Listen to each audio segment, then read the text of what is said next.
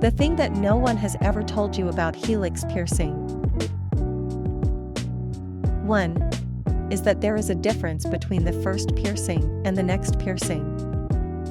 This means that it is absolutely impossible to put a ring as the first piercing. Are you wondering why?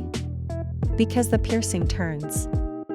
This means that the healing process will be much longer, or we will completely disable it.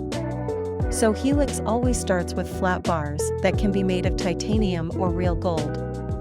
These piercings must be sterilized and be in a bag that confirms this. There is a date on the pouch that must not be older than 6 months. If the date is older, ask your piercer to sterilize again. 2. Another very important thing is that the stone, which is on the helix piercing, must be of high quality, zirconium type. Otherwise, the stone loses its color during sterilization or loses its shine.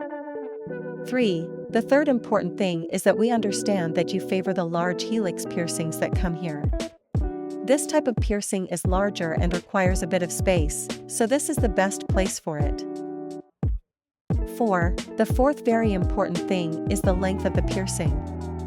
When you put the first piercing, it would be great if it was at least this length. About 8 millimeters, but when that piercing heals, it doesn't look pretty anymore. See how it looks? There are different lengths for this reason. This means that the ball can still remain the same, but the lengths of the bars change as needed. 5. The fifth thing you need to know is the difference between internal and external helix piercings. It means that this bar has a thread and a ball is placed on that thread. In case you buy something like this where the serif is down, it means that your piercing is internal and you have to have a different type of bar. If your bar has a hole, it means that it is internal.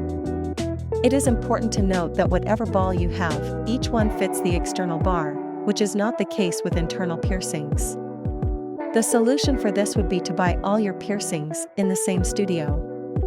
Now we will show you. This is the internal helix and this is the external helix. To reveal a secret to you, everyone always wonders why there are both external and internal. Once upon a time, there was only external, but then people were losing balls a lot, so someone thought that maybe it would be safer if the ball went to the bar so that the ball would stand more safely. However, we have to disappoint you. We know from experience that balls are lost in any case. Our advice is that when you buy a piercing, always buy another matching ball, so that you have a spare variant. 6. The sixth important thing is to mention that when your piercing heals, you can replace it with a nicer and bigger ring. You can see that there are many different beautiful models who can all go for helix piercing. Of course, I have different sizes again.